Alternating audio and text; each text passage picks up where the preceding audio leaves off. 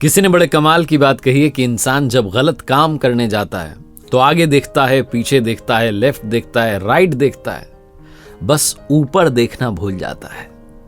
नमस्ते दोस्तों, मैं हूं आरजे कार्तिक। एक बड़ी छोटी सी कहानी एक महात्मा जी की, जो अपने शिष्य के साथ भ्रमण पर निकले हुए थे। वो एक गांव से दूसरे गांव जाते, एक शहर से दूसरे शहर जाते, यही उनका रूटीन था। भ्रमण पर निकले हुए थे, जहां रुक जाते थे, शाम में वहां प्रवचन करते थे, उससे ज्यादा बात नहीं करते थे, उन्हें शांत रहना पसंद था। उनका जो शिष्य था उसको दुनियादारी की बातों में बड़ा इंटरेस्ट था। वो दूसरे की जिंदगी में ताका झांकी करने में यकीन रखता था, लोगों से ज्यादा बात करना उसे पसंद था। महात्मा जी को ये सब पसंद नहीं था। वो ज्यादा किसी के जीवन में ताका झांकी करते नहीं थे, अपना काम से काम रखते थे, अपने रास्ते पर चलते थे।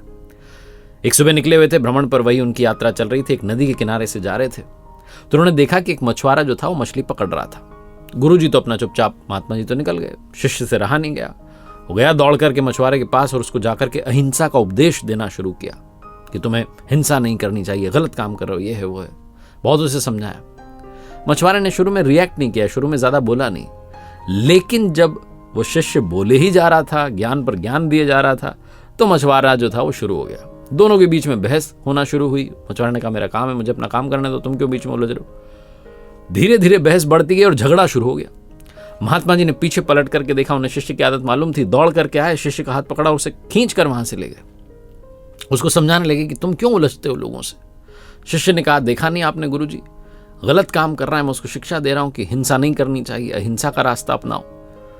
तो गुरुजी ने कहा, अरे तुम उसे क्यों शिक्षा दे रहे हो, तुम उसे क्यों उसके पीछे पड़े हो। तो शिष्य ने कहा कि मुझे समझाना पड़ेगा, वरना उसे कोई दंड तो दे नहीं रहा है। यहाँ के महाराजा ने भी कोई प्रावधान नहीं रखा है कि ऐसे लोगों को दंड मिले। गुरुजी ने कहा, यहां कोई किसी को दंड नहीं देगा, दंड तो वो देगा जिसको देना है, और तुम्हें दंड देने की जरूरत नहीं है, तुम्हें ज्यादा सोचने की जरूरत नहीं है। शिष्य ने कहा, वो क्या दंड देगा। गुरुजी ने कहा, बस समय आने पर वो अपना फैसला सुना देता है, हमें इस पचड़े में पड़ने की जरूरत नहीं है, हमें झगड़ा करने की जरूरत नहीं है। शिष्य चुप हो गया। गुरुजी ने समझाई थी बात, ज्यादा बोला नहीं। इस बात को 2 साल बीत गए। कमाल ये हुआ कि उसी रास्ते से वापस जा रहे थे। वही सुबह का समय था। नदी के किनारे दृश्य बदला हुआ था।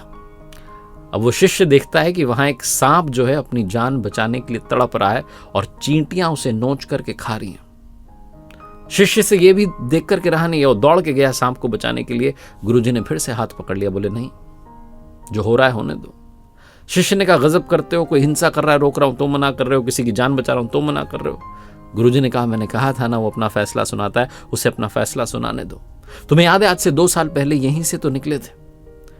ये जो सांप है, मछुआरा था, मछलियां पकड़ रहा था, वो मछलियां चींटियां बन चुकी हैं। मछुआरा मरने के बाद अगले जन्म में सांप बन चुका है, अपनी करनी का फल भोग रहा है। तुम उसे मत रोको, और अगर रोकोगे तो उसे फिर से जन्म लेना पड़ेगा ये कर्मों का फल भोगने के लिए। ये ऊपर वाले का न्याय है।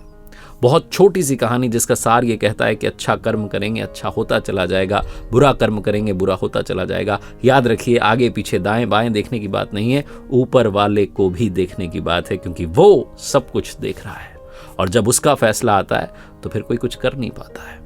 एक बार फिर से वही बात जो अक्सर आपसे कहता हूं, ऊपर वाले के आशीर्वाद, अपनी मेहनत, अपनों के प्यार के साथ कर दिखाओ को जैसा कि दुनिया करना चाहे आपके जैसा। देखते रहिए हर सोमवार सुबह 9:30 बजे मेरे साथ एक नई कहानी, और हर शुक्रवार सुबह 9:30 बजे लर्निंग सीरीज का एक नया वीडियो।